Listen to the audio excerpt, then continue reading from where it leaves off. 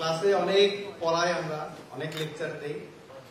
এরা এখন যারা সামনে আছে তারা বলবে স্যার এখানেও পড়াবেন, এখানেও এসে আমাদের লেকচার দেবেন। তো আমি আরাফাতকে অনেকবার বলছিলাম যে আমার বক্তব্যটা স্কিপ করো, কিন্তু সে নাফরবান্দা সে বলছে স্যার আপনি 2 মিনিট হলেও বলবেন আর কি, এজন্য স্কিপ করতে পারিনি। শুরুতেই আমি মঞ্চ উপবিষ্ট আমাদের সম্মানিত শিক্ষক মন্ডলীকে শুভেচ্ছা জানাচ্ছি এবং আমার সরাসরি শিক্ষক এখানে আছেন দীপু স্যার। আসলে সরাসরি শিক্ষকের সামনে বক্তব্য দেওয়াটা খুব ডিফিকাল্ট, কারণ কোনো কথা বলবো বেয়াদবি হয়ে যায় কিনা আর কি, আমি খুব ভয় পাই আসলে। তারপরে যদিও স্যার আরাফাত এখানে রাখছে বক্তব্যের লিস্টে, 2টা কথা বলবো আর বেশিক্ষণ সময় নেব না।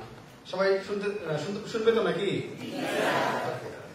আলোচনা করবো আর কি, হ্যাঁ বক্তব্য না। হ্যাঁ, শুরুতেই ঢাকার বেইলি রোডের বহুতল ভবনে ভয়াবহ অগ্নিকাণ্ডে উদ্যুক্ত হয়ে 46 জন প্রাণ হারানোর গভীর শোক প্রকাশ করছি ও সব সন্তাপ্ত পরিবারের প্রতি গভীর সমবেদনা জ্ঞাপন করছি। এরকম মর্মান্তিক মৃত্যু আমাদের কাম্য না। আমরা এখানে যাদের জন্য আজকে আয়োজন, আসলে মেসন কর্তৃক নবীন ছাত্রছাত্রীবৃন্দ, তোমাদের প্রথম দিনে ওরিয়েন্টেশনের দিনে বিকেলে একটা সেশন ছিল আর কি। ওখানে আমাদের ফার্মাকোলজি ডিপার্টমেন্টের প্রফেসর ডক্টর পূর্বা ইসলাম ম্যাডাম একটা কথা বলেছিলেন যে বাকৃবি কাউকে ঠকায় না বাবা। মনে আছে সবার? আমি যখন মেডিকেলে চান্স পেলাম না, তখন আমার একটা জেদ হলো যে আমি নামের আগে ডাক্তার বসাইতে পারিনি, ঠিক আছে, আমি নামের আগে ডক্টর বসাবো।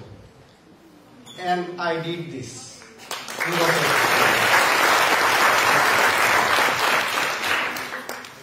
তোমরা জানো যে 1973 সালের 13ই ফেব্রুয়ারি জাতির জনক বঙ্গবন্ধু শেখ মুজিবুর রহমান আমাদের এই ক্যাম্পাসে এসে কৃষিবিদদের প্রথম শ্রেণীর মর্যাদা দিয়েছিলেন এবং তিনি বলেছিলেন যে আমি তোদের পদমর্যাদা দিলাম, তোরা আমার মান রাখিস।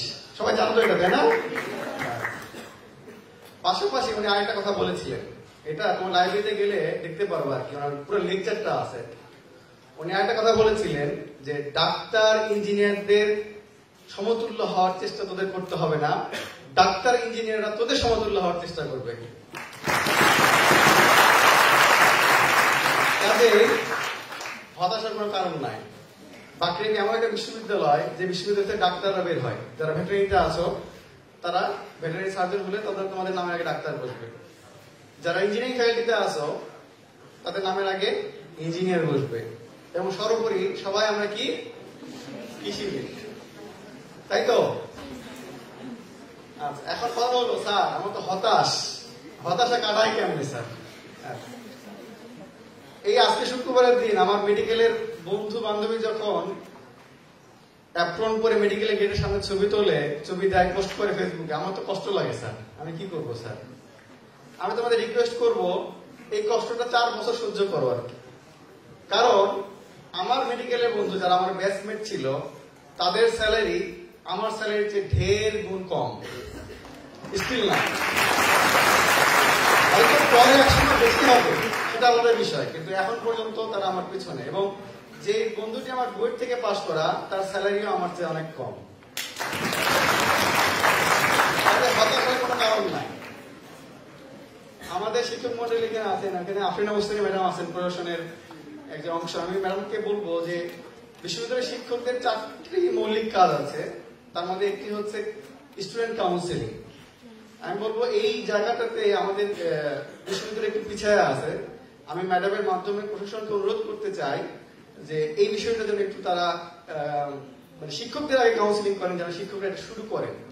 আমাদের কোনো শিক্ষার্থী যদি সে হতাশা বোধ করে বা তার খারাপ লাগে, সে যেন তার কষ্টের কথাগুলো আমাদের কাছে এসে বলতে পারে এবং আমাদের কাছে দুটো আশার বাণী শুনে যেতে পারে। আমি ম্যাডামকে অনুরোধ করবো এটা যেন প্রশাসনকে জানানো হয়।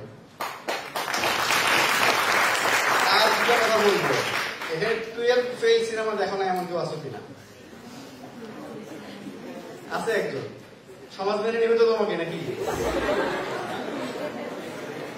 ওখানে একটা কথা ছিল, একটা ওয়ার্ড ছিল, ওয়ার্ডটা কি? যা হয়েছে হয়েছে, এখন আমরা কি করবো? আসো আমরা স্টার্ট করি। আমরা যেই জায়গায় আছি সেই জায়গা থেকে শুরু করি, আমরা ভালো কিছু করতে পারবো। এবং পুরো ম্যাডামের সেই কথাটা আমি আবারও বলতে চাই, বাকৃবি কাউকে ঠকায় না বাবা। সবার জন্য শুভকামনা থাকলো, সবাইকে ধন্যবাদ। জয় বাংলা।